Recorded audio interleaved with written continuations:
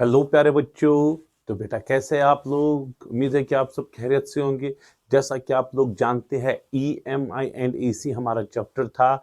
उस EMI and AC chapter में हमने ईएमआई पार्ट जो है वो कवर अप किया। 1 घंटे का वीडियो बन गया था, वो मैंने अपलोड किया। मैंने आपको बोला था ये वाला चैप्टर जो है ईएम आई एंड एसी, ये हम 2 पार्ट्स में कवर अप करेंगे। एक पार्ट में इलेक्ट्रोमैग्नेटिक इंडक्शन कवर अप करेंगे, दूसरे पार्ट में अल्टरनेटिंग करंट कवर अप करेंगे।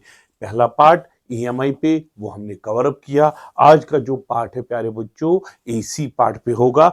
आज के पार्ट में हम डिस्कस करेंगे अल्टरनेटिंग करंट। तो हमारा आज का जो एजेंडा है that is AC alternating current. आते हैं, देखते हैं इस पे कौन से questions short type, very short type, long type पूछे जाते हैं, उन पे डिस्कशन करते हैं। चलिए बच्चा लोग आते हैं क्वेश्चंस पे। तो पहला ही टॉपिक इसमें जो है, इसमें हम डिस्कस करेंगे एवरेज वैल्यू ऑफ एसी और RMS value of AC. Average value of AC, RMS value of AC. ठीक है बच्चा लोग, एवरेज वैल्यू ऑफ एसी और आरएमएस वैल्यू ऑफ एसी। चलो बच्चा लोग आते हैं आगे। तो क्या है, ये है लॉन्ग टाइप क्वेश्चन। इसमें पूछा जाता है, क्या पूछा जाता है बच्चों? Long type question. तो इसमें आएगा derive the relation for average and RMS value of AC. Average value of AC और आरएमएस वैल्यू ऑफ एसी की रिलेशन जो है वो आप डिराइव करो। तो पहले हम डिराइव करेंगे एवरेज वैल्यू ऑफ एसी, उसके बाद हम डिराइव करेंगे आरएमएस वैल्यू ऑफ एसी। चलो बच्चा लोग आते हैं एवरेज वैल्यू ऑफ एसी पे। एवरेज वैल्यू ऑफ एसी हमें डिफाइन करना है।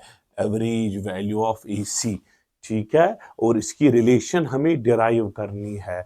तो क्या करेंगे प्यारे बच्चों, आप देखिए। ठीक है, ये मैंने एसी लिया, साइनोसाइडल एसी लिया, साइन कर्व बने। तो साइन कर्व जो है इसमें पॉजिटिव हाफ भी है, नेगेटिव हाफ भी है। तो एवरेज वैल्यू अगर हम फुल साइकिल को निकालेंगे, इसका एवरेज पॉजिटिव आएगा, इसका एवरेज नेगेटिव आएगा, टोटल एवरेज जो है 0 आएगा। सो फुल साइकिल के लिए एवरेज वैल्यू 0 होता है, इसीलिए हम एवरेज डिफाइन करते हैं only for half cycle. So average value is number 1 defined for half cycle, is defined for half cycle. ठीक है, हाफ साइकिल के लिए ये डिफाइन है। तो कैसे डिफाइन किया जाता है आप देखिए प्यारे बच्चों। ठीक है, एवरेज वैल्यू क्या है, ये आप मानिए ये अब हाफ साइकिल है, ये अब हाफ साइकिल है, ये है एसी अल्टरनेटिंग करंट है, वेरिंग करंट है, इसके बाद नेगेटिव हाफ में चला जाएगा। इसके लिए देखिए ये वेरिंग वैल्यू है, वेरिंग वैल्यू के लिए हम निकालते हैं, वेरिंग वैल्यू के हम निकालते हैं एवरेज वैल्यू। आप मानिए प्यारे बच्चों, एवरेज वैल्यू जो होता है, पहले ये आप डॉटेड लाइन जो है, आप मानिए ये डॉटेड लाइन जो मैंने बनाई ये है एवरेज वैल्यू, ये डॉटेड लाइन जो मैंने बनाई ये है average value. So average value ये रहा इसका एवरेज वैल्यू। ठीक है, सो एवरेज वैल्यू अगर आप देखोगे प्यारे बच्चों, एवरेज ये डॉटेड लाइन जो है, क्या ये यूनिफॉर्म वैल्यू है या non uniform value? Average value uniform value होता है। किसके लिए डिफाइन है? नॉन यूनिफॉर्म वैल्यू के लिए। एसी जो है, जो कि वेरिंग वैल्यू है, इसके लिए मैंने निकाला एक यूनिफॉर्म वैल्यू जिसका नाम है एवरेज वैल्यू। सो आप बोलोगे प्यारे बच्चों, अब देखो करना क्या है, अगर आप यही जो है एवरेज वैल्यू, अगर आप यही जो है, क्या प्यारे बच्चों, एवरेज वैल्यू जो है, अगर आप यही एवरेज वैल्यू चलाओगे, एवरेज वैल्यू क्या है? Uniform value. ठीक है, यूनिफॉर्म वैल्यू, अगर आप यही यूनिफॉर्म वैल्यू चलाओगे हाफ साइकिल के लिए, हाफ साइकिल का मतलब T/2, आपने एवरेज वैल्यू चलाया हाफ साइकिल के लिए, आप मानिए इसने क्यू अमाउंट ऑफ चार्ज भेजा, आपने एवरेज वैल्यू चलाया हाफ साइकिल के लिए, इसने चार्ज कितना भेजा? क्यू। अगर आप ये एसी चलाओगे, अगर आप एसी जो है, एसी क्या, एसी यूनिफॉर्म वैल्यू है या non uniform value? Non uniform value है, क्योंकि एसी वेरिंग है। अगर आप ये भी चलाओगे, इतने ही टाइम t/2 के लिए ये भी इतना ही चार्ज भेजेगा। सो एवरेज वैल्यू और AC का चार्ज सेम है, फर्क सिर्फ इतना है, एवरेज यूनिफॉर्म है, AC नॉन यूनिफॉर्म है। सो इस हिसाब से हम डिफाइन करेंगे एवरेज वैल्यू। आप बोलोगे therefore average value of AC, therefore average value of AC is that uniform. Average value क्या है, यूनिफॉर्म है या नॉन यूनिफॉर्म है? Is that uniform value of AC, is that uniform value of AC, ठीक है, which will send, ठीक है, same amount of charge, which will send same amount of charge, ठीक है, इन हाफ साइकिल, इन half cycle. Half cycle का मतलब t/2, जिसने half cycle में उतना ही चार्ज भेजा एज सेंट बाई, ठीक है, AC, ठीक है, in same interval of time, in same interval of time. फिर से मैं एक बार पढ़ूंगा, average value of AC, average value ऐसा यूनिफॉर्म वैल्यू है, ऐसा यूनिफॉर्म वैल्यू है जो उतना ही चार्ज भेजेगा, सेम अमाउंट ऑफ चार्ज भेजेगा जितना चार्ज AC ने भेजा सेम इंटरवल ऑफ टाइम में। सो चार्ज दोनों का बराबर होगा, चाहे आप AC का चार्ज निकालो टाइम t/2 में, चाहे आप एवरेज वैल्यू का चार्ज निकालो t/2 में, दोनों का चार्ज सेम होगा। सो डेरिवेशन के लिए हमें यही चार्ज निकालना पड़ता है। चलो बेटा यहां पे हम निकालेंगे ए पार्ट में, charge sent by AC in half cycle, half cycle का मतलब t/2, charge sent by AC in half cycle, half cycle में इसने कितना चार्ज भेजा। ठीक है बच्चों, चलो आते हैं, ठीक है, हम AC मानेंगे sinusoidal I is equal to I0 sine of omega t, ये रही हमारी AC। अब हम देखेंगे इस AC ने कितना चार्ज भेजा, ठीक है। अच्छा I किसके बराबर, आप बोलोगे सर करंट की दो फॉर्मूलाज है, यूनिफॉर्म करंट के लिए Q/T, अच्छा यूनिफॉर्म करंट के लिए Q/T, नॉन यूनिफॉर्म करंट के लिए dQ/dt, नॉन यूनिफॉर्म करंट के लिए dQ/dt। क्या ये करंट यूनिफॉर्म है या नॉन यूनिफॉर्म, नॉन यूनिफॉर्म क्योंकि AC है। सो I के बदले हम लिख सकते हैं dQ/dt, आपको आएगा बच्चा लोग I0 sine of omega T के बराबर, क्रॉस कीजिए dQ आपको आएगा I0 sine of omega t dt के बराबर। सो dQ को Q में कैसे कन्वर्ट करोगे, इंटीग्रेटिंग बोथ साइड्स आप लिखोगे बेटा, इंटीग्रेटिंग बोथ साइड्स, ठीक है। अच्छा dQ और यहां से integration of I0 sine of omega t dt और लिमिट दोगे 0 से लेकर t/2, चार्ज का लिमिट 0 से लेकर Q, ठीक है बच्चा लोग।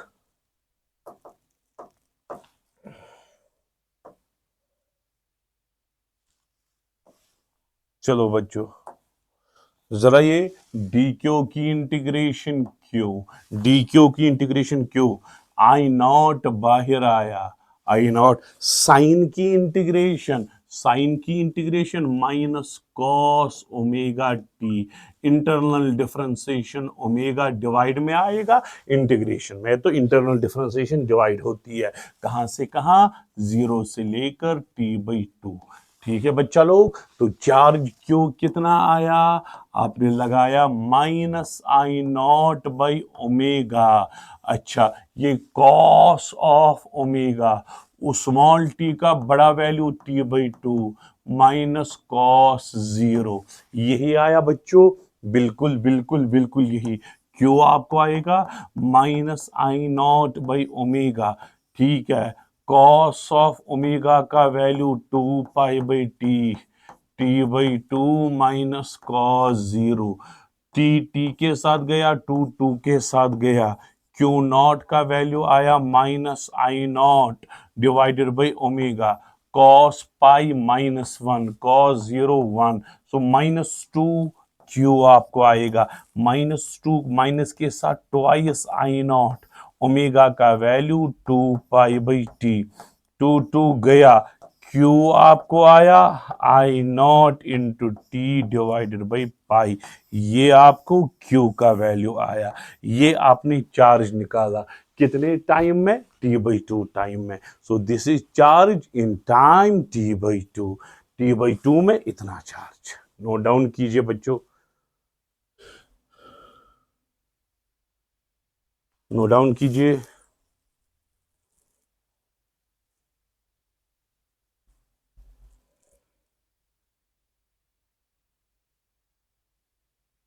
चलो बच्चा लोग, ठीक है। ये किसने चार्ज भेजा? एसी ने भेजा। अब हम किसका चार्ज निकालेंगे? अब हम चार्ज निकालेंगे जो एवरेज वैल्यू ने भेजा। एवरेज वैल्यू यूनिफॉर्म वैल्यू है। चलो बेटा, अब इसी का दूसरा charge sent by average value. Average value कितना चार्ज भेजेगा? ठीक है प्यारे बच्चों। So average value, average value क्या ये यूनिफॉर्म वैल्यू है या non uniform value? Uniform value. So I average आपको आएगी प्यारे बच्चों, आई एवरेज आपको आएगा चार्ज डिवाइडेड बाई टाइम। ठीक है, क्योंकि यूनिफॉर्म है, एवरेज वैल्यू यूनिफॉर्म वैल्यू है। आई एवरेज आपको आएगा प्यारे बच्चों, चार्ज क्यू है और नीचे टाइम है T/2 हाफ साइकिल में। मैं लिखूंगा इन T/2 हाफ साइकिल के लिए। ये क्रॉस जाएगा, क्यू का वैल्यू आपको आएगा आई एवरेज इंटू T/2। सो ये आपका चार्ज आया। बिल्कुल बिल्कुल। चलो बच्चा लोग, अब चार्ज दोनों का क्या आना चाहिए? बराबर आना चाहिए, क्योंकि एवरेज वैल्यू और और और average value of AC in time T/2 और एसी जो है वो भी T/2 में सेम अमाउंट ऑफ चार्ज भेजता है, तो दोनों का चार्ज बराबर आना चाहिए। सो यहां से कितना चार्ज आपको निकला था? I0 × T/पाई। देयरफॉर I0 × T/पाई आपको आएगा किसके बराबर? I average into T/2। T के साथ गया क्रॉस करके, आई एवरेज जो है प्यारे बच्चों twice I0 divided by pi के बराबर आया। यही है एवरेज वैल्यू ऑफ एसी।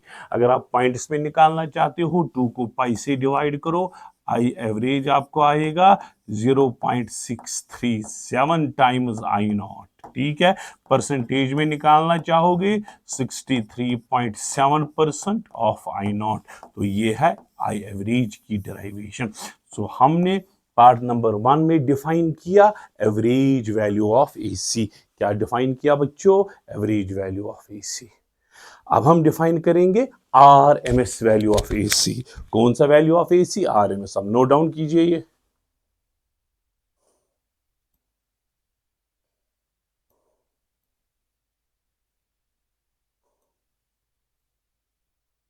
चलिए,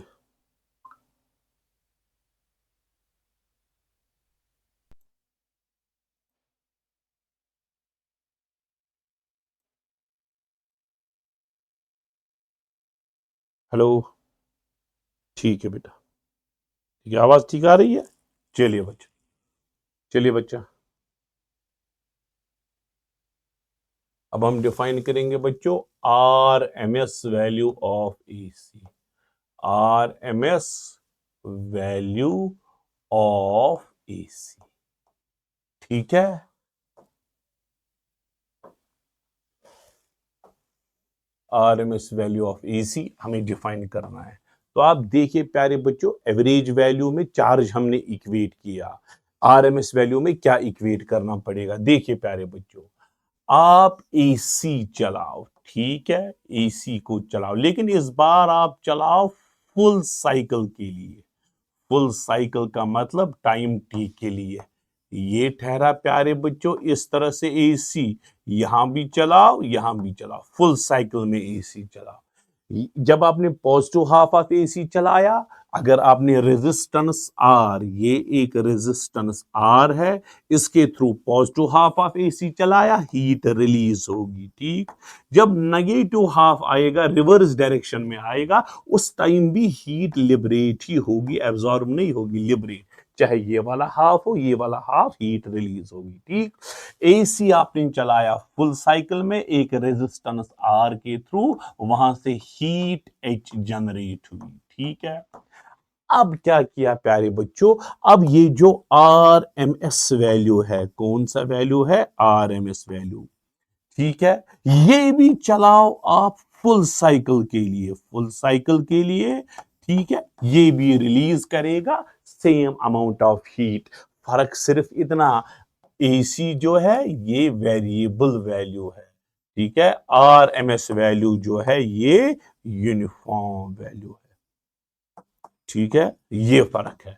चलो बच्चा लोग, अब हम आते हैं यहां पे इसकी डेफिनेशन पे। क्या आते हैं इसकी डेफिनेशन पे, तो क्या लिखोगे आप, therefore R M S value, R M S value of AC, ठीक है, is that uniform, RMS value है uniform value, is that uniform value of AC which will produce, which will produce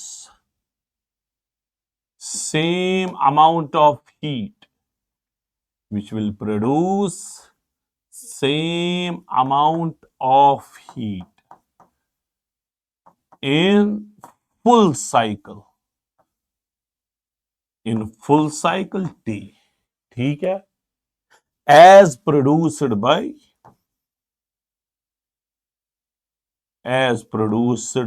AC, flowing through same resistor, flowing through same resistor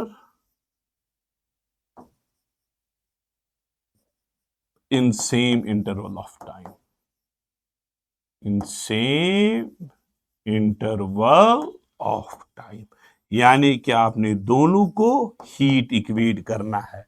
आपको heat निकालनी है AC के through, आपको heat निकालनी है RMS value के through, दोनों की हीट्स को आपने इक्वेट करना है। आते हैं प्यारे बच्चों नंबर 1 पे। Number A part, heat produced bye AC, heat produced bye AC, ठीक है, हीट प्रोड्यूसर भाई। अच्छा, एसी क्या है बच्चों, I is equal to I not sine of omega t. ये है हीट, ये है करंट, एसी है, अल्टरनेटिंग करंट है, साइनोसाइडल एसी है। अब हमें देखना है इसने कितनी हीट प्रोड्यूस की। हीट की फॉर्मूला क्या होती है, अब लोग सर हीट तो हमने पढ़ा है आई square R T, I square R T, लेकिन वो तब है जब यूनिफॉर्म करंट फ्लो होगी। जब यूनिफॉर्म करंट फ्लो होगी, हीट की फॉर्मूला आप जूल्स लॉ ऑफ हीटिंग से निकालते हो आई स्क्वायर आर टी, लेकिन ये नॉन यूनिफॉर्म करंट है, यहां पे हीट प्रोड्यूस्ड जो है, हीट प्रोड्यूसर वो इंटीग्रेशन फॉर्मूला से निकलेगी। हीट प्रोड्यूस्ड एच जो है बच्चों वो आएगा integration of I square R d t, ठीक है, from 0 to t in full cycle, in T, T का मतलब full cycle. So heat producer आपको आएगा बच्चों इंटीग्रेशन ऑफ, जरा आई का वैल्यू किसके बराबर, I not sine of omega t whole square R d t from 0 to t, ठीक है। तो हीट प्रोड्यूस्ड की फॉर्मूला आई नॉट स्क्वायर आया, आर भी बाहर आया, integration of sine square omega t d t, ठीक है, फ्रॉम 0 to t। या तो आपको इंटीग्रेट करना है, या तो यहां पे एसी में आपको ज्यादा रिजल्ट ही याद रखने हैं, वो ज्यादा बेटर रहेगा, आपका टाइम जो है वो बच जाएगा। ये जो है प्यारे बच्चों, इसकी इंटीग्रेशन जो है, इसकी इंटीग्रेशन फुल साइकिल के लिए t/2 है। साइन स्क्वायर ओमेगा टी की इंटीग्रेशन फुल साइकिल के लिए t/2। तो हीट प्रोड्यूसर की फॉर्मूला आपको आई बच्चों, I naught square R into t/2। Reason में मैं लिखूंगा साइड में, integration of sine square omega t d t from 0 to t equal to t/2। ये है प्यारे बच्चों। अगर आप बोलोगे सर कैसे है, साइन स्क्वायर की formula 1 minus cos twice theta, sine twice theta है ना, साइन स्क्वायर थीटा। अगर साइन स्क्वायर थीटा होगा 1 माइनस कॉस 2 थीटा/2, फिर 1/2 अलग, वो अलग, फिर इंटीग्रेशन करोगे आप। Sign square omega T 1 minus cos 2 omega t/2, 1 को अलग, कॉस 2 ओमेगा 2 को अलग, 2 बाहर, तो t/2 फिर आएगा। ऐसे आप कर सकते हो, मैंने कॉन्सेप्ट भी दिया। ये है हीट प्रोड्यूस्ड बाय एसी। चलो अब निकालेंगे बेटा heat produced by RMS value. Heat produced by RMS value. ठीक है, heat produced by RMS value. चलो बेटा, हीट प्रोड्यूस्ड की फॉर्मूला होगी I R M S square R into T. I square R T, क्योंकि ये यूनिफॉर्म वैल्यू है। ठीक है, इन टाइम टी। तो ये रहा प्यारे बच्चों, ये इक्वेशन नंबर 1, ये इक्वेशन नंबर 2। दोनों की हीट आप बैलेंस करो, इक्वेट करो, आपको आएगा I R M S square from 1 and 2। ठीक है, आर टी आपको आएगा बच्चा लोग I naught square R t/2। आर के साथ गया, टी के साथ गया, I R M S square आपको आएगा I naught square by 2। I R M S equal to I naught by √2, या आएगा 0.707 टाइम्स आई नॉट, या आएगा 70.7% ऑफ आई नॉट। ये सारा एक ही चीज है। ये रहा आपका एवरेज वैल्यू और आरएमएस वैल्यू। नोट डाउन कीजिए,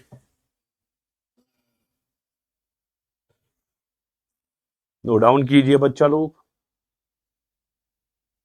चलो बेटा, अच्छा अच्छा अच्छा अच्छा, शॉर्ट आंसर टाइप में ये क्वेश्चन पूछा जा सकता है, एक्सप्लेन व्हाई मीन और एवरेज वैल्यू ऑफ एसी और a complete cycle is 0। Full cycle के लिए एवरेज वैल्यू क्यों 0 है? क्यों है 0? For positive half, for positive half, for positive half average जो होगा बच्चों वो पॉजिटिव होगा, वो पॉजिटिव होगा। और कितना होगा आपको पता है, वो होगा 0.637 टाइम्स आई नॉट। ठीक है, फॉर नेगेटिव हाफ, अगर नेगेटिव हाफ ऑफ एसी और positive half of AC, for negative half of AC average value जो है प्यारे बच्चों वो नेगेटिव ही आएगा, वो आएगा -0.637 टाइम्स आई नॉट। ठीक है, फॉर फुल साइकिल, अगर आप फुल साइकिल के लिए एवरेज निकालोगे इन दो का एवरेज 0 आएगा, क्योंकि ये प्लस ये माइनस, इन दोनों का एवरेज जो है नेट एवरेज 0, उसको कुछ भी डिवाइड करो तो भी 0 ही बन जाएगा। तो फुल साइकिल के लिए एवरेज वैल्यू जो है 0 है AC. Which is more dangerous in use? क्या एसी डेंजरस है या डीसी डेंजरस है? और ये भी एक्सप्लेन करो क्यों। नोट डाउन कीजिए बच्चा लोग। अच्छा, फॉर एग्जाम्पल आपने 2 एम्पियर ऑफ करंट ली। क्या ली बेटा? 2 ampere of current. 2 ampere AC, 2 ampere DC. ये एसी जो है, ये आप लोग सर एसी तो वेरिंग है, आपने 2 क्या लिया? जब हम बोलते हैं एसी का वैल्यू 2 है, ये कौन सा वैल्यू होता है? ये होता है आरएमएस वैल्यू। एसी में जब भी हम बात करते हैं आरएमएस वैल्यू की बात करेंगे। अब ये जो 2 एम्पियर है, डीसी के लिए ये करंट जो है 2 एम्पियर है, ठीक। लेकिन एसी के लिए, क्योंकि एसी वेरिंग है, ये 2 एम्पियर है क्या, ये आरएमएस वैल्यू जो है ये 2 एम्पियर है।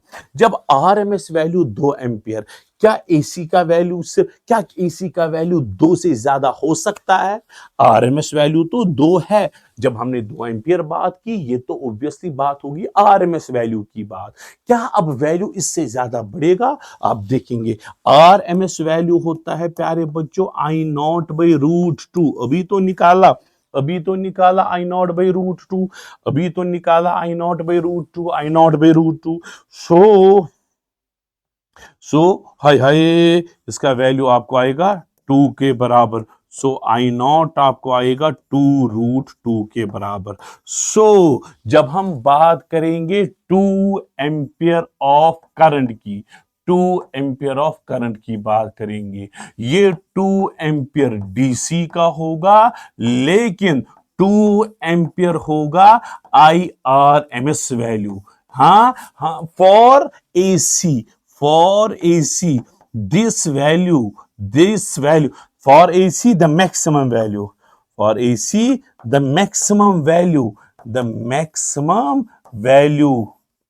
is 2√2।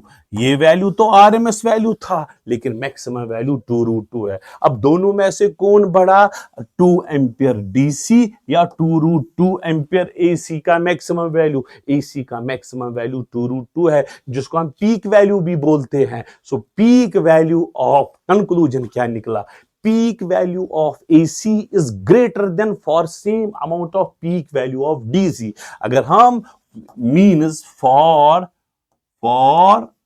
I ampere of DC, ठीक, the peak value for AC is √2I। Therefore peak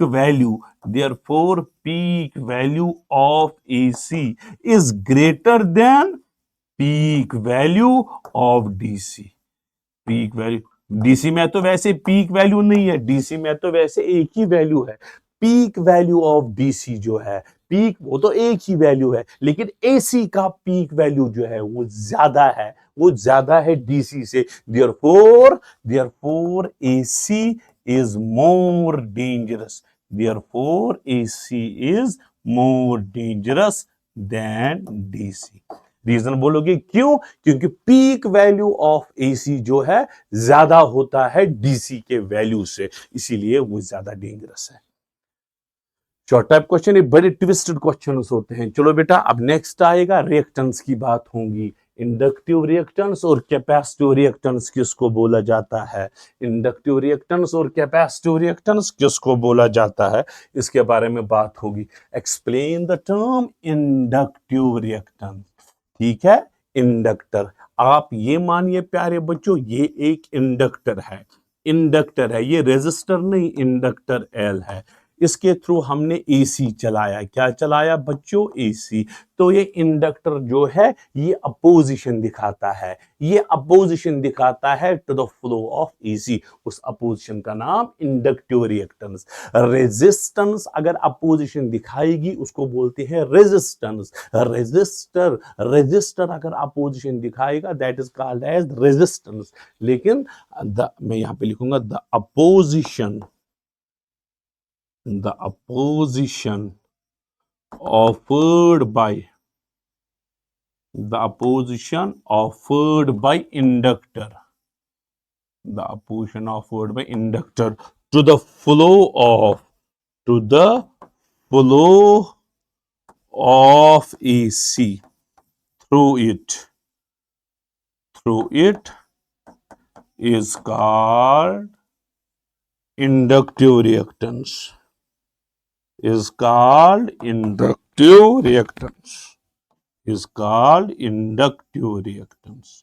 XL से रिप्रेजेंट किया जाता है ओमेगा एल के बराबर। ओमेगा आपको पता है 2 pi into frequency of AC, ठीक है, या आप बोल सकते हो 2 pi frequency of AC into L. चलो बच्चा next, show graphically variation of inductive reactance with frequency. Inductive reactance और फ्रीक्वेंसी की वेरिएशन है, बहुत आसान है। इंडक्टिव रिएक्टेंस और फ्रीक्वेंसी की वेरिएशन जो है, चलो बेटा, इंडक्टिव रिएक्टेंस कैसे रिप्रेजेंट किया जाता है? X L equal to omega L, X L omega equal to 2 pi into frequency into L. ठीक है बच्चों, तो ये रहा एक्स एल इंडक्टिव रिएक्टेंस, ये है frequency. X L is directly proportional to frequency, तो ये स्ट्रेट लाइन ग्राफ आएगा, यहां से एक्स एल इंडक्टिव रिएक्टेंस, यहां से फ्रीक्वेंसी म्यू, तो ये स्ट्रेट लाइन वेरिएशन इस तरह से आएगा। Explain the term capacitive reactance. क्या है कैपेसिटिव रिएक्टेंस? अब आप इस तरह से एक कैपेसिटर ले लो, कैपेसिटर, यहां से आप एसी फ्लो कराओ, एसी कैपेसिटर जितनी अपोजिशन दिखाएगा to the flow of AC, उसका नाम capacitive reactance. The opposition, the opposition offered by capacitor, the opposition offered by capacitor to the flow of AC, to the flow of AC is called capacitive reactance। तो XC से represent किया जाता है one by omega C के बराबर, या 1/2 pi frequency into C। ये ठहरा आपका कैपेसिटिव रिएक्टेंस। शो ग्राफिकली, अच्छा ग्राफिकल रिप्रेजेंट करना है, बहुत आसान। चलो बच्चों, ये ठहरा आपका एक्सी, ठीक है, ये ठहरा आपका फ्रीक्वेंसी। एक्सी और फ्रीक्वेंसी की इनवर्स रिलेशन है, तो ये ठहरी आपकी इनवर्स रिलेशन, ये है इनवर्स रिलेशन। अच्छा, what is meant by capacitive reactance?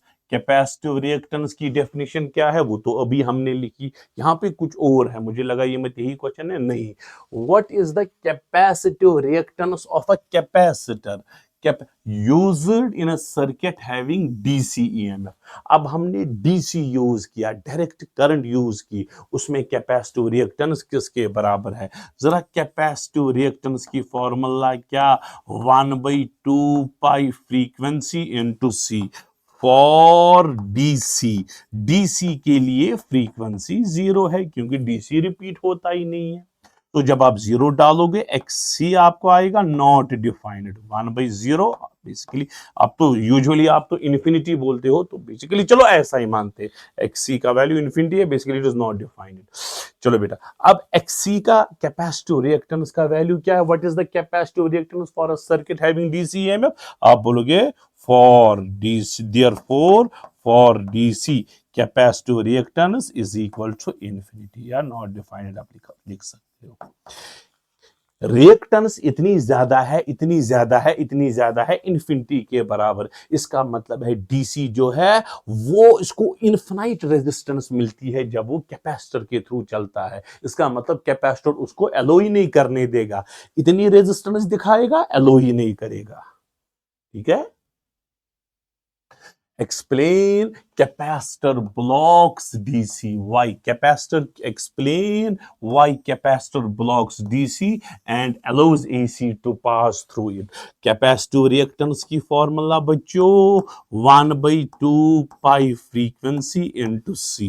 ठीक है, आप लिखोगे बेटा फॉर AC, AC के लिए म्यू का कुछ फाइनाइट वैल्यू है, म्यू का कुछ फाइनाइट वैल्यू है, तो म्यू का जब कुछ वैल्यू होगा, एक्सी का भी कुछ फाइनाइट वैल्यू होगा, कुछ फाइनाइट वैल्यू होगा। ठीक है, इसका मतलब जो है कैपेसिटर जो है एसी को एलो करता है और कुछ रेजिस्टेंस भी दिखाता है, उस रेजिस्टेंस का नाम capacitive resistance. Therefore capacitor finite निकला, देयरफॉर कैपेसिटर एलोज AC to पास। अच्छा अच्छा अच्छा अच्छा बेटा, फॉर डीसी, डीसी के लिए फ्रीक्वेंसी का वैल्यू 0, एक्ससी का value equal to infinity, XC का वैल्यू जो है वो नॉट डिफाइंड इन्फिनिटी इतनी। देयरफॉर, देयरफॉर आप लिख सकते हो capacitor offers, therefore capacitor offers infinite resistance, infinite resistance या अपोजिशन आप बोल सकते हो, opposition to the flow of DC, to the flow of DC. Therefore DC can not pass through capacitor. Infinite resistance जब मिली तो चलेगा कहां से? चलो बच्चा लोग नेक्स्ट, इधर से ये क्वेश्चन आया, दो दो बार ही आया है। लो, DC can easily flow through inductor but AC can not easily pass. अब इंडक्टर की बात होगी, इंडक्टर के थ्रू DC आराम से निकलता है, कैपेसिटर के थ्रू DC निकलता ही नहीं था, AC निकलता था। लेकिन इंडक्टर के थ्रू रिवर्स होता है, वही आपको एक्सप्लेन करना है। ये ठहरा प्यारे बच्चों आपका इंडक्टर, ये ठहरा आपका इंडक्टर। इंडक्टर के लिए रेजिस्टेंस जो है XL जो है वो है ओमेगा एल। XL जो है प्यारे बच्चों 2 पाई फ्रीक्वेंसी इंटू एल। ठीक है, ठीक है। अब देखना फॉर डीसी, डीसी के लिए, डीसी के लिए म्यू का वैल्यू 0, इसका मतलब XL का वैल्यू 0, म्यू का वैल्यू 0। देयरफॉर इसका मतलब क्या है? Therefore inductor, inductor offers no opposition, no opposition to flow of DC. अब देखिए फॉर एसी, एसी के लिए म्यू का वैल्यू फाइनाइट है ना? सो एक्सएल भी फाइनाइट आएगा, एक्सएल भी फाइनाइट आएगा। Therefore inductor, inductor offers opposition, inductor offers opposition to AC. अब बोलिए इंडक्टर को जब डीसी पास कराएंगे उसको कुछ भी अपोजिशन नहीं दिखाएगा, इसी इंडक्टर को जब एसी चलाएंगे तो अपोजिशन दिखाएगा। कौन सा इजीली पास होगा? जिसको कुछ अपोजिशन ही नहीं होगी, वो कौन है? DC. Therefore DC can easily pass through inductor but AC can not easily pass, क्योंकि एसी को अपोजिशन मिलती है, डीसी को कोई अपोजिशन नहीं मिलती है। ठीक है बच्चों, आगे बढ़ते हैं। Prove that high frequency AC can pass through pure capacitor but not through pure inductor। वापस ऐसा ही क्वेश्चन है। हाई फ्रीक्वेंसी, फ्रीक्वेंसी का वैल्यू जब हाई होगा, हाई होगा, can pass through, prove that high frequency AC can pass through pure capacitor, तो capacitor के through ये आराम से पास होगा, लेकिन इंडक्टर के थ्रू, इंडक्टर के थ्रू डज नॉट पास। ये आपको प्रूव करना है।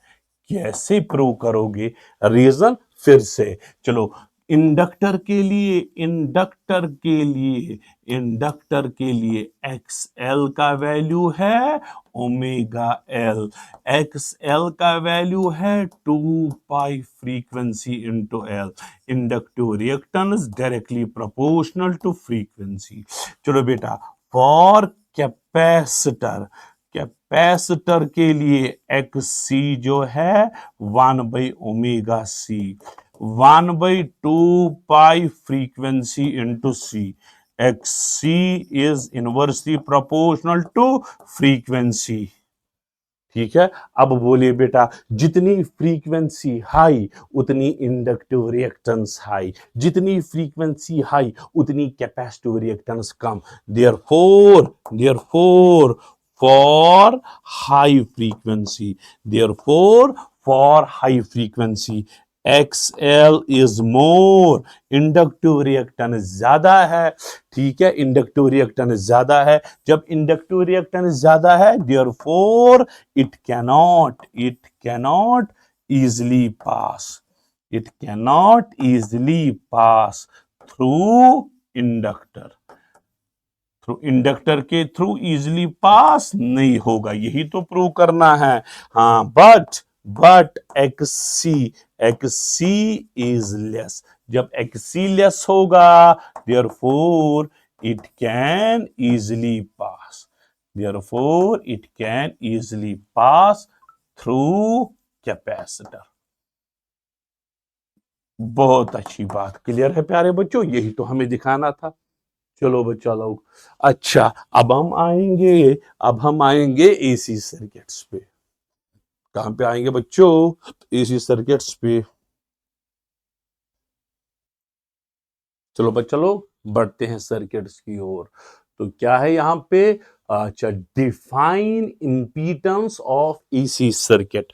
एसी सर्किट हो, एसी सर्किट में या तो इंडिविजुअल सर्किट हो सकता है, purely resistive circuit, purely inductive circuit, या प्योरली कैपेसिटिव सर्किट, या तो कॉम्बिनेशन हो सकती है, दो की या तीन की कॉम्बिनेशन। एक एसी सर्किट ने, एक चाहे वो सिंगल एसी हो या कंबाइंड एसी हो, एसी सर्किट हो, उसने कितनी अपोजिशन दिखाई एसी को उसने कितनी टोटल अपोजिशन दिखाई, उसी का नाम इंपीडेंस ऑफ सर्किट बोलते हैं। The opposition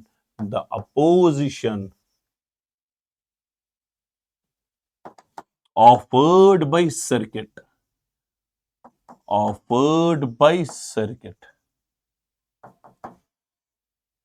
to the flow of AC is called impedance.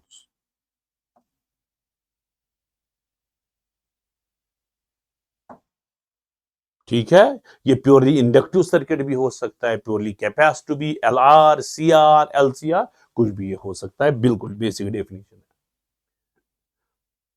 What is impedance of an electric circuit? अभी तो हमने डिफाइन किया है। Derive an expression for impedance of AC LCR series circuit. LCR series circuit जो है, LCR series, इसमें L भी है, C भी है, R भी है, उसकी इंपीडेंस आपको दिखानी है। लॉन्ग टाइप क्वेश्चन पूछा जाता है। उसके बाद रेजोनेंट फ्रीक्वेंसी है, डिफाइंड रेजोनेंट फ्रीक्वेंसी, ये आपको डिफाइन करना है प्यारे बच्चों। चलो पहले आते हैं इंपीडेंस ऑफ सर्किट, अभी हमने डिफाइन किया, उसमें कोई इशू नहीं है। Derive an expression for impedance. चलो impedance of series LCR circuit करेंगे। देखिए बच्चों, यहां पे आप लीजिए रेजिस्टर आर, ठीक है, पहले वो बाद में, ये कोई इशू नहीं है। उसके बाद आप रखिए इंडक्टर, ये एक रेजिस्टर नहीं, ये इंडक्टर एल है। उसके बाद रखिए बच्चा लोग कैपेसिटर सी, तो ये बन गया आपका एसी सर्किट, ये बन गया आपका एसी सर्किट। ये पॉजिटिव, ये नेगेटिव, ये मैंने एसी सर्किट दिखाया, ठीक है, ऐसे ही दिखाया जाता है। चलो एसी सर्किट, यहां से एसी, यहां से एसी, यहां से एसी फ्लो होगा, यहां से एसी फ्लो होगा, यहां से एसी, यहां से एसी। एसी आपको पता है EMF equation, E is equal to E not sine of omega t, या कोई बोलेगा I equal to I not sine omega t, V equal to V not sine omega t, वो भी चलेगा, ठीक। ये है इंडक्टर L, ये है resistor R, inductor L, capacitor C। ठीक है बच्चा लोग, एरो से बनाना पड़ेगा, पूरी तरह से समझना। करंट आपको सीधे दिखानी है, आप दिखाइए ये करंट है, ये करंट है, ये करंट है, in the form of phasor. ठीक है, चलो ये करंट दिखाएंगे आई, ये करंट है आई, ये करंट है। अब बात रही वोल्टेज की, शाबाश शाबाश, बात क्या रही? वोल्टेज की। अगर रेजिस्टिव सर्किट है बच्चों, अगर क्या है? रेजिस्टिव सर्किट है, अगर रेजिस्टिव सर्किट है, वोल्टेज जो है, चलो मैं दूसरे कलर से, ग्रीन कलर से बनाऊंगा और थोड़ा छोटा करूंगा। वोल्टेज जो है रेजिस्टर में इन फेज होता है, रेजिस्टर में इन फेज होता है। इसी डायरेक्शन में मैं दिखाऊंगा, ये रहा, इसी डायरेक्शन में, ये है इन फेज। इसको मैं लिखूंगा वी आर, यानी कि voltage of resistor in phase with current. ठीक है,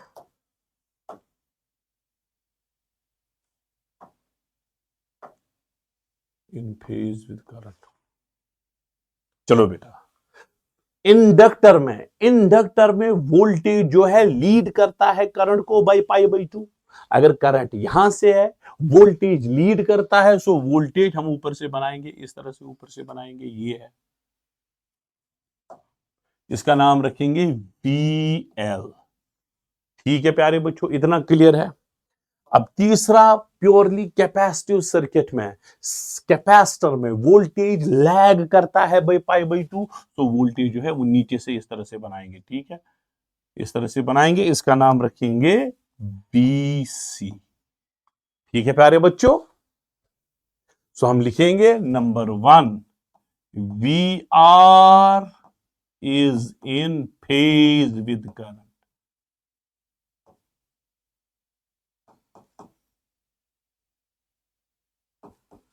चलो दूसरा, VL जो है leads current by pi by 2। तीसरा, VC lags current by pi by 2। अब हम तीनों का, चाहे VL हो, VC हो या VR हो, इनका हम फेजर डायग्राम बनाएंगे। ये कहां से पूछा? देखो प्यारे बच्चों, ये था VR, ऊपर था VL, नीचे था VC,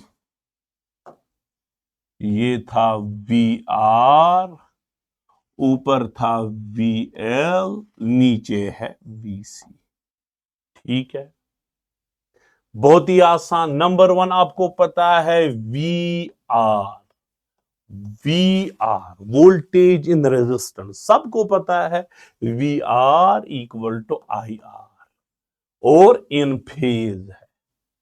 नंबर 2, VL वोल्टेज इन इंडक्टर, ये आएगा I, लेकिन R के बदले XL आएगा, क्योंकि इसको अपनी रिएक्टेंस जो है XL है। इंडक्टर को रेजिस्टेंस नहीं, इंडक्टर को इंडक्टिव रिएक्टेंस होती है XL।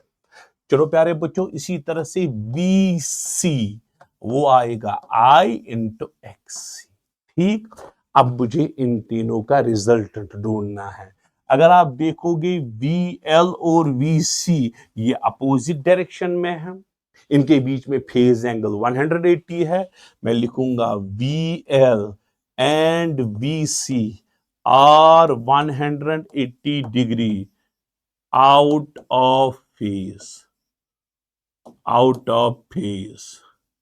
therefore their resultant is क्या है इन दोनों का रिजल्टेंट? VL minus VC।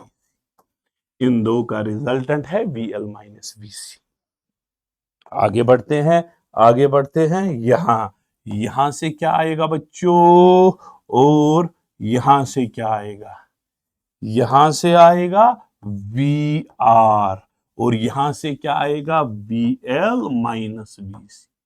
ठीक है, हाँ, VC माइनस VL भी आ सकता है अगर VC का वैल्यू ज्यादा है। फिलहाल मैंने ऊपर का वैल्यू ज्यादा लिया।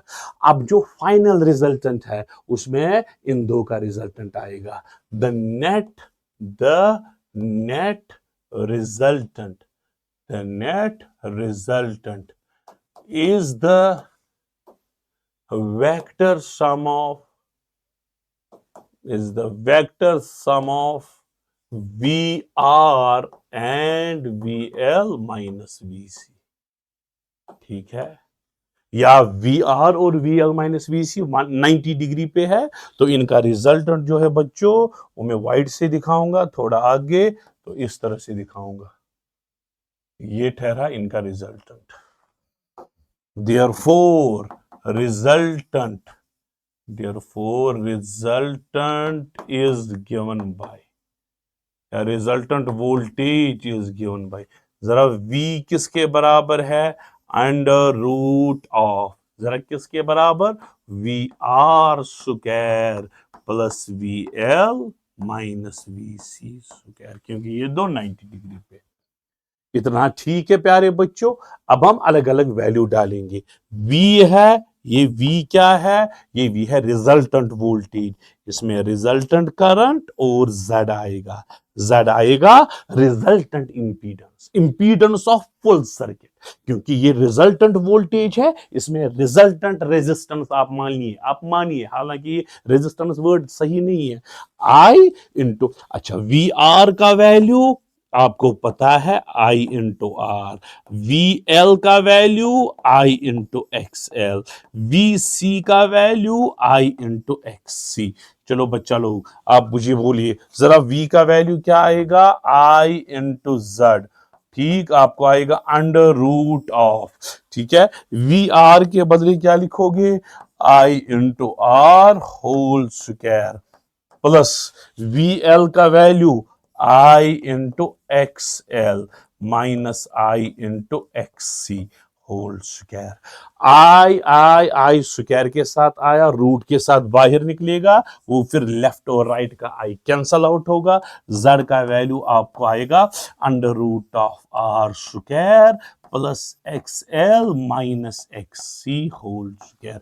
ये ठहरा आपका इंपीडेंस ऑफ सर्किट, ये आपका फाइनल आंसर है, ये है बच्चों। तो आप लिख सकते हो Z का वैल्यू जो है आपको आया under root of R square plus XL के बदले ओमेगा L माइनस 1/ओमेगा C होल स्क्वायर। ये भी लिख सकते हो, ये भी ठीक है, ये भी ठीक है, जैसे आप कंफर्टेबल हो वैसे ही लिखो, इसमें कोई इश्यू नहीं है। ठीक है प्यारे बच्चों, इतना क्लियर है। यहां से रिजल्टेंट वोल्टेज V है वो I इंटू Z के बराबर। ये था प्यारे बच्चों इंपीडेंस। चलो हमने impedance of series LCR circuit जो है वो डिफाइन किया, ठीक है। Derive an expression for impedance of an AC LCR. Find the expression for resonant frequency and define resonant frequency. Resonant frequency define करो और उसकी expression derive करो। आप यही बोलिए। चलो बच्चा लोग इसी की बात करेंगे। ये जो Z आया आपको, Z का वैल्यू क्या आया, under root of R square plus omega L minus 1/ओमेगा C होल स्क्वायर। ठीक है, यही आया प्यारे बच्चों।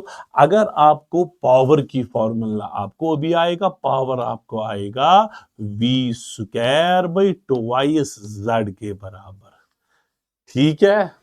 अच्छा, करंट आपको आएगा V divided by Z, IRMS, यहां पे VRMS, I not V not. चलो अब मसला क्या है प्यारे बच्चों, पावर जो है inversely proportional to impedance, current जो है इनवर्सली प्रोपोर्शनल टू इंपीडेंस। तो इसका मतलब है if, therefore if Z is minimum, अगर इंपीडेंस मिनिमम हुई देन पावर जो है, पावर जो है वो एवरेज पावर आएगा, बाद में फॉर्मूला, पावर वो मैक्सिमम होगा, और इसी तरह से करंट जो है वो भी क्या आएगी, मैक्सिमम। ठीक है बच्चों, पावर भी मैक्सिमम, करंट भी मैक्सिमम। अब Z कब मिनिमम होगा, अब ये कंडीशन आप देखिए, Z तब R पे कोई फर्क पड़ने वाला नहीं, ये अकेला है, प्लस ये टर्म हो रही है, दूसरी टर्म जब जीरो होगी, जब दूसरी टर्म जीरो होगी, जब दूसरी टर्म जीरो होगी, Z का वैल्यू R के बराबर आएगा, वो मिनिमम वैल्यू आएगा। Therefore if, therefore for Z to be minimum, Z कब मिनिमम होगा, ये बेसिकली XL था, ये XC था, जब XL इक्वल टू XC के बराबर, जब XL और XC बराबर होगा, Z का वैल्यू उस टाइम खाली under root of R square plus 0 आएगा बच्चों, क्योंकि ये दो आपस में कैंसिल हो जाएंगे। Z का वैल्यू उस टाइम R के बराबर आएगा जो कि मिनिमम होगा, और जब Z का वैल्यू मिनिमम आएगा तो पावर एंड करंट जो है वो मैक्सिमम आएगा। सो ये कंडीशन, इन दिस कंडीशन ये कंडीशन इन विच फ्रीक्वेंसी का ऐसा वैल्यू होता है, दिस कंडीशन जिसमें for particular frequency, for particular frequency, उस फ्रीक्वेंसी पे क्या होता है, XL becomes equal to XC, Z becomes minimum, हाँ, या पावर और करंट जो है वो बिकम्स मैक्सिमम। इस कंडीशन को हम बोलते हैं क्या, रेजोनेंस। और जिस फ्रीक्वेंसी पे ऐसा होता है उस फ्रीक्वेंसी का नाम रेजोनेंस फ्रीक्वेंसी। इस टाइम क्या होता है, सर्किट में सिर्फ Z में आर आता है, circuit behaves as circuit behaves as purely resistive circuit, इसमें सिर्फ आर आता है, प्योरली रेजिस्टिव सर्किट। इसको हम बोलते हैं रेजोनेंस की कंडीशंस। ठीक है, अगर मैं आपको बोलूंगा, अच्छा क्या क्या था क्वेश्चन में, हम देखेंगे ना क्वेश्चन में था क्या क्या, क्वेश्चन में था कुछ, क्वेश्चन में था define, also find the expression, define resonant frequency, पहले रेजोनेंट फ्रीक्वेंसी को डिफाइन करो और उसका वैल्यू निकालो।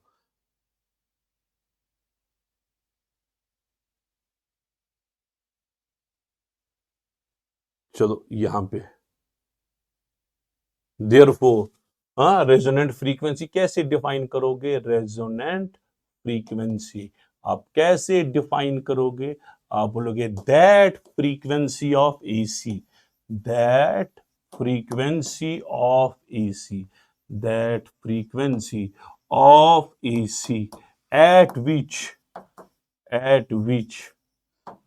XL becomes equal to XC, ठीक है, इस काल, अच्छा इस टाइम पूरा भी लिखो, XL becomes equal to XC, Z becomes minimum, अच्छा पावर और करंट becomes maximum, अच्छा चौथा circuit behaves as purely resistive circuit, circuit behaves as purely resistive circuit is called resonant frequency। अब इसकी एक्सप्रेशन के लिए आप बोलोगे एट रेजोनेंस,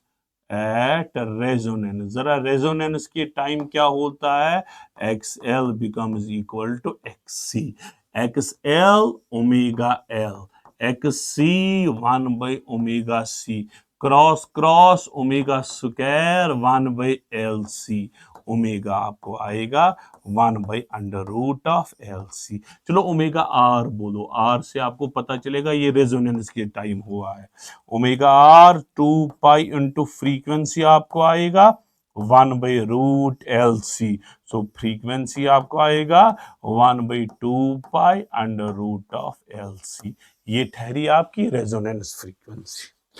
ठीक है प्यारे बच्चों, ये रेजोनेंस की कंडीशन है। State the condition under which phenomena of resonance occurs in series LCR circuit। अभी तो हमने पूरा एक्सप्लेन ही किया कब होता है conditions of resonance, state the condition. तो आप ये कंडीशन जो है ये आप लिख सकते हो, at the time of resonance XL XC Z minimum, power जो है एवरेज पावर और करंट जो है मैक्सिमम बन जाएगी, और circuit behaves as purely resistive circuit, उन कंडीशंस के। Plot a graph showing variation of current with frequency of series ACR circuit. अच्छा, अगर करंट है IRMS, वो आपको आएगा प्यारे बच्चों VRMS डिवाइडेड बाई Z के बराबर। सो IRMS और Z के रिलेटेड, Z में फ्रीक्वेंसी है, IRMS जो है आपको आएगा VRMS, Z का value under root of R square plus omega L minus 1 by omega C whole square. ठीक है, ये रहा I, ये रहा फ्रीक्वेंसी, सो करंट और फ्रीक्वेंसी का ग्राफ हमें प्लॉट करना है। करंट और फ्रीक्वेंसी का ग्राफ हमें प्लॉट करना है। ठीक है बच्चों, ये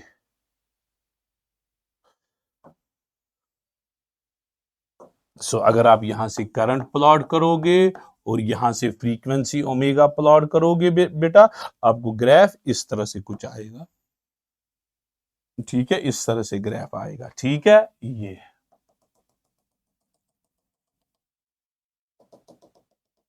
ये मैक्सिमम करंट है।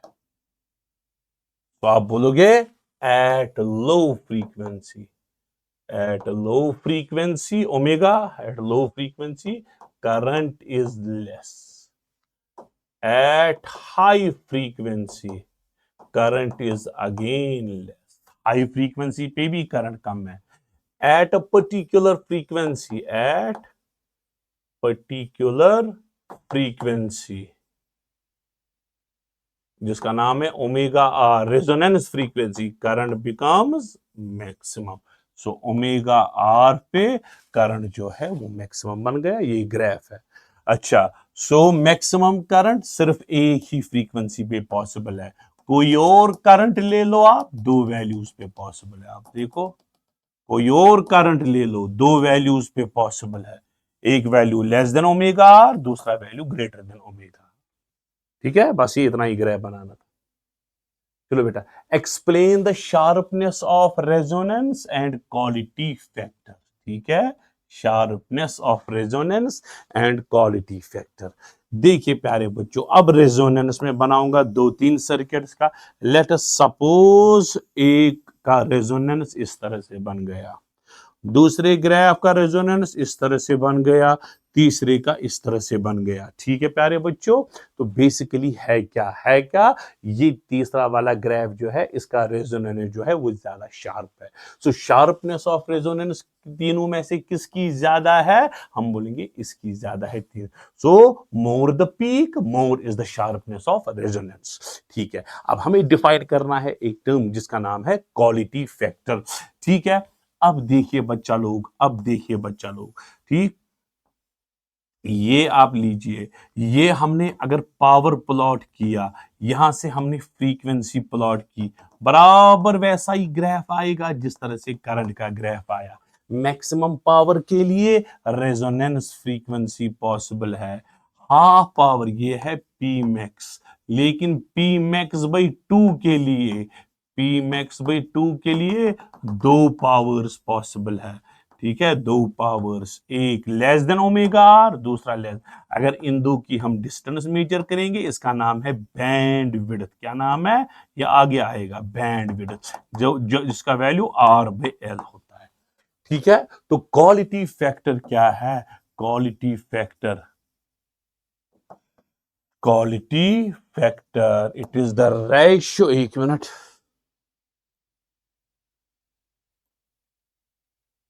ठीक है, क्वालिटी फैक्टर क्या होता है बेटा, पहले पहले क्या डिफाइन करना था, शार्पनेस ऑफ रेजोनेंस, उसके बाद डिफाइन करना था क्वालिटी फैक्टर। ठीक है, इतना आपको याद रहा। चलो, शार्पनेस ऑफ रेजोनेंस आप देखिए, इसमें ग्रोथ भी क्विकली हो रहा है, डिके भी क्विकली हो रहा है। सो जिसमें इसमें डिके स्लो, इसमें ग्रोथ स्लो, डिके स्लो, इसमें थोड़ा ज्यादा, इसमें थोड़ा, सो सबसे ज्यादा इसमें ग्रोथ भी जल्दी, डिके भी जल्दी, इसकी शार्पनेस ज्यादा। सो आप इस तरह से लिख सकते हो, sharpness of resonance, simple definition आप, क्योंकि अगर शॉर्ट टाइप आएगा फिर आप कंफ्यूज हो जाओगे लिखना क्या है। Sharpness of resonance measures how quickly the decay या ग्रोथ टेक्स प्लेस, डिके, कोई ग्रोथ लिखेगा वो भी चलेगा, takes place in AC circuit. तो आप ये डेफिनेशन जो है बेटा ये नोट डाउन कर सकते हो।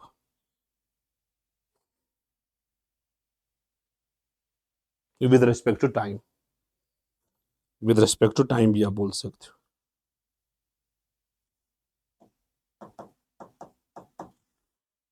अब क्वालिटी फैक्टर जो है, क्वालिटी फैक्टर, यही शार्पनेस मेजर करने के लिए हमारे पास एक टर्म है, that is called as quality factor.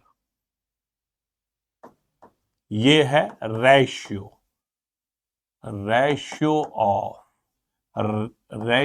Of resonance frequency, ratio of resonance frequency and bandwidth। ठीक है, क्वालिटी फैक्टर क्यों, रेजोनेंस फ्रीक्वेंसी ओमेगा और बैंडविड्थ डेल्टा, वो आपने निकाला आर बाई एल। अच्छा नहीं, ये कहां निकाला R by L, resonance frequency किसके बराबर है, अभी तो आपने निकाला रेजोनेंस फ्रीक्वेंसी 1/√LC। हाँ, रेजोनेंस फ्रीक्वेंसी आपने निकाली थी 1/√LC। बैंड विड्थ आपने निकाला था, वो था R/L। ये ऊपर जाएगा, आपको आएगा L/R into 1/√LC, 1/R√L²/LC, L गया। ठीक है, सो आपको क्वालिटी फैक्टर की formula 1/R√L divided by C, ये ठहरा आपका क्वालिटी फैक्टर। ये है आपका क्वालिटी फैक्टर। ठीक है, चलो बेटा, मोस्ट प्रोबेबली आखिरी टॉपिक होगा, इसमें आपको देखना है एवरेज पावर और power factor. Average derive an expression, बहुत इंपॉर्टेंट क्वेश्चन है, लॉन्ग टाइप क्वेश्चन, ऑलमोस्ट हर साल पूछा जाता है ये। Derive an expression for average power in LCR circuit connected to AC supply, hence define power factor। तो average power की पहले डेफिनेशन, एवरेज पावर क्या होता है, energy dissipated in one complete cycle, energy dissipated in one complete cycle, एक cycle में कितनी energy dissipate हुई डिवाइडेड बाय टोटल टाइम, क्योंकि ये एवरेज पावर है, इसको टोटल टाइम से डिवाइड करना पड़ेगा। तो ये ठहरा एवरेज पावर। अब आपको इसकी एक्सप्रेशन डिराइव करनी है। इसकी एक्सप्रेशन डिराइव करने के लिए आपको पहले एनर्जी निकालना है, उसको टाइम से डिवाइड करना है, आपको आंसर आएगा। चलो बेटा, अब हम निकालेंगे पहले एनर्जी। देखो जरा वोल्टेज क्या है, अच्छा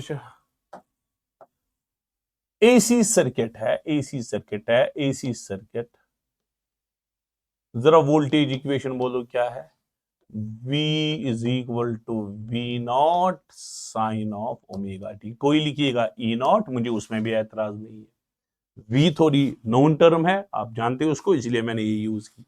करंट की इक्वेशन आप लिख सकते हो I0 sine of omega t plus minus 5, चलो प्लस 5 लिखो, लीड भी कर सकता है, लैग अगर होगा तो -5 लिखेंगे, कोई नहीं, क्योंकि कभी सर्किट में voltage lead, voltage lags, current leads, current lags, मैंने जनरल में 5 लिखा हो।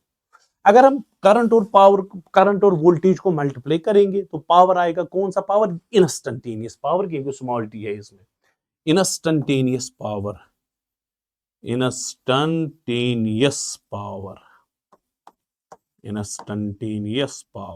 बोलिए प्यारे बच्चों, स्मॉल पी से रिप्रेजेंट करेंगे, स्मॉल पी,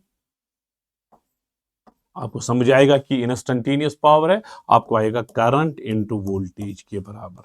इंस्टंटेनियस पावर, जरा करंट का वैल्यू क्या है, I0 साइन ऑफ, शाबाश, ओमेगा टी प्लस 5, माइनस भी लिखते हैं कभी, प्लस माइनस भी लिख सकते हो, आपकी मर्जी है, V0 sine of omega T. जरा क्या आएगा प्यारे बच्चों, I0 V0 sine of A plus B, जरा sine of A plus B किसके बराबर है, sine A cos B plus cos A sine B, और बाहर है साइन ऑफ ओमेगा टी।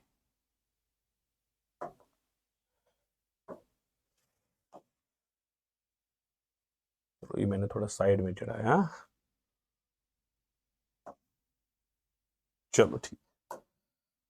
फिर से प्यारे बच्चों, जरा P का वैल्यू क्या आएगा, P का वैल्यू आपको आएगा I0 V0 I not V not, I not V not, bracket में आपको आएगा sine square omega t cos phi, sine square omega t cos phi, sine omega t cos omega t plus sine omega t cos omega t cos of phi. ठीक है, ये हुआ sine theta cos theta, sine theta cos theta. Formula में दिखाऊं, चलो side में दिखाऊंगा, यहाँ पे फॉर्मूला ये आपको पता ही होगी, साइन ऑफ टू थीटा किसके बराबर होता है, twice sine theta cos theta. इसको डिवाइड बाई टू लाओ जरा बेटा, साइन थीटा कॉस थीटा किसके बराबर, sine two theta divided by two. ठीक है, जरा बेटा P क्या आया, I not V not, bracket में sine square omega t cos of phi plus sine omega t cos omega t किसके बराबर, sine of twice omega t by two, बाहर आएगा कॉस ऑफ फाई। ये ठहरा प्यारे बच्चों, मुझे लगता है ये साइन फाई है, साइन फाई, देखिए देखिए देखिए देखिए देखिए देखिए साइन फाई, ये है ना साइन फाई, तो यहाँ पे साइन फाई है, एक मिनट ये करेक्ट करना पड़ेगा, ये साइन फाई है। ठीक है, तो ये साइन ऑफ फाई है, ये साइन ऑफ फाई है। अब ठीक है, ठीक है प्यारे बच्चों, इतना क्लियर है। तो ये हमारा P आया, ये कौन सा पावर आया बच्चों, ये है इंस्टंटेनियस पावर। ये इंस्टंटेनियस पावर की फॉर्मूला क्या है, इंस्टंटेनियस पावर P जो है वो होता है dE by dt, rate of change of energy is power, क्योंकि इंस्टंटेनियस है dE बाई dt लिखा। चलो बेटा क्रॉस मल्टीपल करके dE जो है वो P dt के बराबर आएगा। dE को E में कैसे कन्वर्ट करोगे, E आपको आएगा इंटीग्रेशन ऑफ पावर। ठीक है, सो ये जो है फ्रॉम 0 to t, अगर आपको कंप्लीट एनर्जी निकालनी है, अगर आपको कंप्लीट एनर्जी निकालनी है तो पावर, इंस्टंटेनियस पावर को इंटीग्रेट करो। ठीक है बच्चों, चलो बेटा, तो एवरेज एनर्जी E जो है आपको आएगी integration of 0 to t, integration of 0 to t, I not V not, I not V not. ठीक है, उसके बाद क्या आएगा, sine square omega t cos phi, sine square omega t cos of phi plus sine two omega t by two cos phi, sine two omega t by two cos of phi d t. ठीक है, ये तो आया। चलो बेटा इसको बाहर निकालो जरा, E का वैल्यू क्या आया, आई नॉट वी नॉट, बाहर आया। चलो बच्चा लोग बड़ा ब्रैकेट लगाएंगे, अलग अलग integration, integration of sine square omega t cos of phi d t from 0 to t। Very good बेटा, वेरी गुड। दूसरी term integration of sine of two omega t by two, बाहर cos phi d t from 0 to t। बहुत बहुत बहुत अच्छी बात। ठीक है, क्योंकि t वेरिएबल है तो फाई वाली टर्म्स भी कांस्टेंट आएगी, आई नॉट वी नॉट, बड़ा ब्रैकेट कॉस ऑफ फाई आया, cos of phi integration of sine square omega t d t from 0 to t बच्चों, यही आया plus, very good, cos of phi divided by two, अच्छा integration of sine of two omega t from 0 to t d t. अब integration करने की जरूरत नहीं है, साइन स्क्वायर तो मैंने दिखाया ना, 1 minus cos two omega t by two. अच्छा साइन टू ये स्क्वायर नहीं है, ये खाली साइन है, फुल साइकिल को इंटीग्रेट करेंगे, positive area, negative area, net area zero. तो शॉर्ट में याद रखोगे ये खाली साइन है, साइन की इंटीग्रेशन फुल साइकिल के लिए जीरो है और इसकी इंटीग्रेशन ऑलरेडी मैंने दिखाई थी t/2 है। तो आपको ई आएगा बच्चों, आई नॉट वी नॉट, ठीक है, बड़ा ब्रैकेट कॉस ऑफ फाई, इसकी इंटीग्रेशन t/2 प्लस इसकी इंटीग्रेशन जीरो, दूसरी टर्म ही जीरो।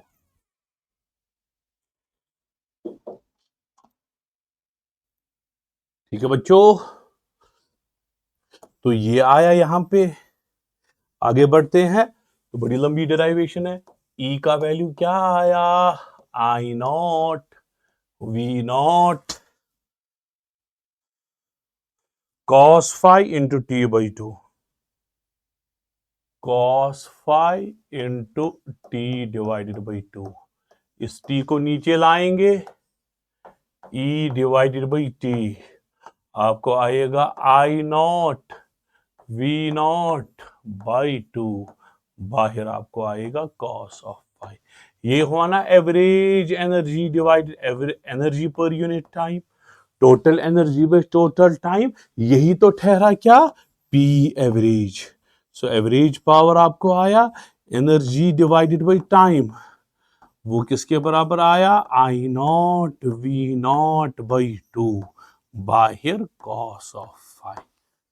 या इस तरह भी आप लिख सकते हो, ये पी एवरेज जो है बच्चों आप लिख सकते हो I naught by under root of two, V naught by under root of two, cos of phi. I naught by root two I R M S कहलाता है, P average I R M S, V naught by root two V R M S, और बाहर cos of phi. Phi क्या है, phase difference between current and voltage. ये term जो है cos phi, इसका नाम है पावर फैक्टर। क्या नाम है, पावर फैक्टर। आगे बढ़ते हैं बच्चों, चलो, show that ideal capacitor does not dissipate power in AC circuit. जरा एवरेज पावर की फॉर्मूला क्या आई, अभी तो निकाली आपने, I R M S V R M S into cos of phi. Ideal capacitor जो है, for ideal capacitor, purely capacitive circuit, capacitor के लिए फाई का वैल्यू जो है वो 90 के बराबर है। Phase difference between current and voltage 90, so cos 90 zero आएगा, पी एवरेज जो है वो जीरो आएगा। Therefore आप लिख सकते हो ideal capacitor does not dissipate power, therefore ideal capacitor does not dissipate power in AC circuit। चलो बच्चा लोग, एन आइडियल इंडक्टर भी जो है वो भी कोई पावर कंज्यूम नहीं करता, इसका रीजन भी यही है, एवरेज पावर जो है I R M S into V R M S into cos of phi के बराबर है। फॉर प्योर इंडक्टर के लिए, अगर प्योर इंडक्टर हुआ बच्चा लोग, फाई का वैल्यू 90 के बराबर, क्योंकि उसमें भी फेज डिफरेंस 90 होता है, कॉस 90 जीरो आएगा, पी एवरेज आपको जीरो के बराबर है।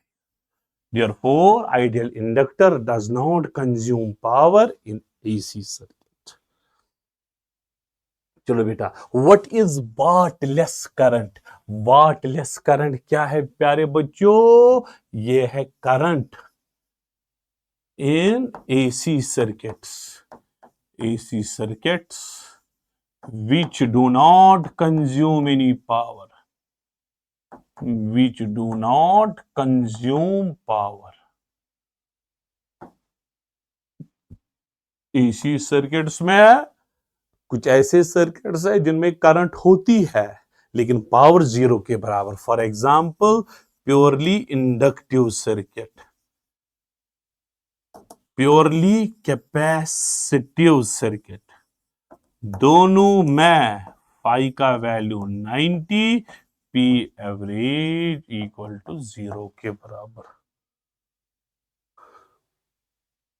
What is power consumed by purely inductive circuit? 0। P average जो है 0, अभी तो प्रयोग किया आपने। अब उसके बाद है ट्रांसफॉर्मर। यहां पे एक चीज था कॉस फाई जो था, वहां पे वो डिफाइन भी करना था। पावर फैक्टर क्वेश्चन में था, एवरेज पावर और पावर फैक्टर की डेफिनेशन भी थी, ये है ना पावर फैक्टर। हाँ ये एंड डिफाइन पावर फैक्टर था, एंड डिफाइन पावर फैक्टर। यहां पे पावर फैक्टर, पावर फैक्टर अगर आपको डिफाइन करना था, आप क्या बोलोगे? The cosine of, the cosine of phase difference, cos of the cosine of phase difference between current and voltage in AC circuit is called power factor, cos phi। cos phi को हम बोलते हैं power factor, ये भी define करना था। और अब आखिरी टॉपिक जो है बच्चा, दैट इज ट्रांसफार्मर। तो इसी के साथ हमारा ये एसी पार्ट जो है वो कंक्लूड हो जाएगा। What is transformer? अच्छा, describe it is principle and working relation between current and voltage, primary and secondary coil, why's core of transformer laminated. चलो मैं रफली डायग्राम बनाऊंगा ट्रांसफार्मर की। चलो ये ठहरा ट्रांसफार्मर बनाया मैंने क्या, चलो for the sake of instance ये है बेटा ट्रांसफार्मर, लैमिनेटेड कोर है। तो इस तरह से मैंने 2-3 लाइनें बनाई ताकि लैमिनेटेड कोर बने। ठीक है बच्चों, तो यहां से प्राइमरी कॉइल है जहां से हम इनपुट देते हैं, ये प्राइमरी कॉइल ऑफ ट्रांसफार्मर है, और ये सेकेंडरी कॉइल ऑफ ट्रांसफार्मर है। ठीक है, सेकेंडरी कॉइल।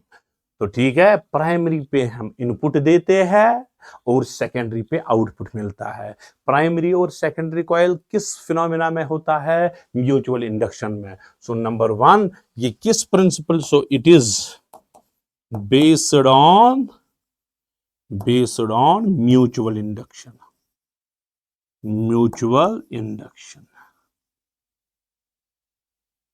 ठीक है प्यारे बच्चों, हम रखेंगे number of turns of primary NP, number of turns of secondary NS, voltage in primary VP, voltage in secondary VS, current in primary IP, current in secondary जो है IS या आउटपुट करंट।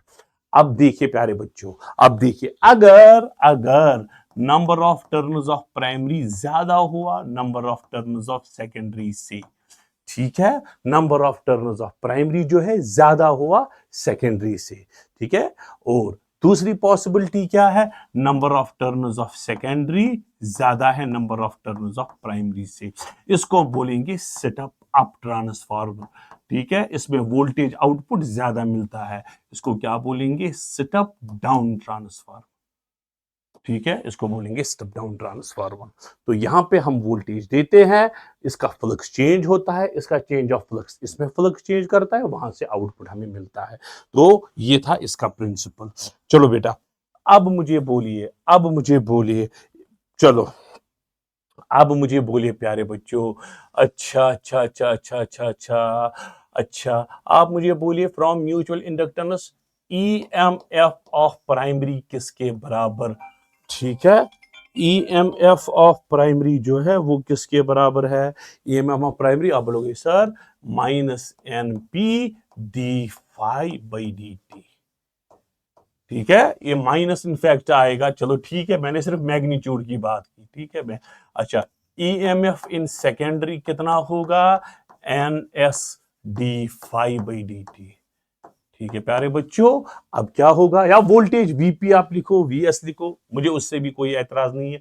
V टर्म आप ज्यादा commonly use करते हो। हाँ, जितना इसमें फ्लक्स चेंज हुआ उतना ही इसमें फ्लक्स चेंज होता है। हम मानते हैं नो लॉसेस टेक प्लेस। अगर हम इन दोनों को डिवाइड करेंगे आपको आएगा EP/ES, वो आपको आएगा NP/NS के बराबर। ठीक है, अब आप नजर रखिए प्यारे बच्चों, अब आप नजर रखिए, या आप बोल सकते हो E S by E P, वो आपको आएगा N S by N P के बराबर। ठीक है, अगर आप देखिए नंबर 1 पार्ट, अगर N S is greater than N P, secondary की टर्म ज्यादा, ठीक, तो ये ग्रेटर देन मान क्रॉस करके ई एस आपको ग्रेटर देन ई पी आएगा। ठीक है, इसी को बोलते हैं सेटअप अप ट्रांसफार्मर, हमें आउटपुट ज्यादा मिलेगा।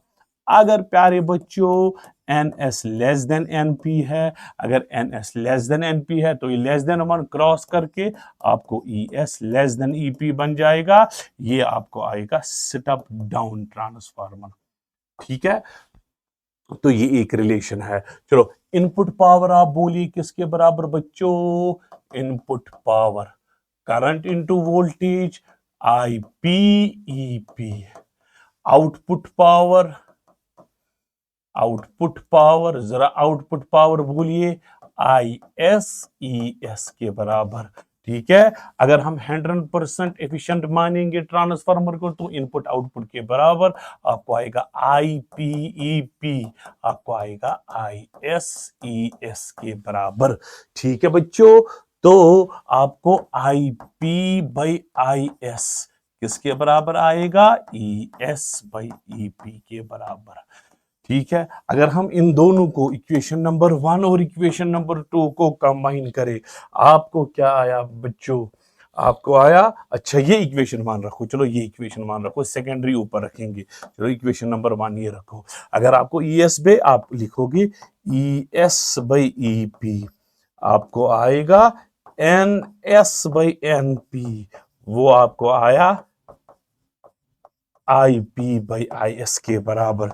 तो ये है relationship between current and voltage and number of term. देखिए E S by E P, N S by N P, S S, लेकिन करंट में उल्टा, इसको हम बोलते हैं ट्रांसफार्मर रेशियो के सेटअप अप के लिए, सेटअप अप के लिए, सेटअप अप के लिए ट्रांसफार्मर रेशियो की ग्रेटर देन मान, सेटअप डाउन के लिए के का वैल्यू लेस देन 1। और लिखा था ट्रांसफार्मर की कोर को लेमिनेट क्यों किया जाता है, ताकि to minimize eddy currents, to minimize eddy currents.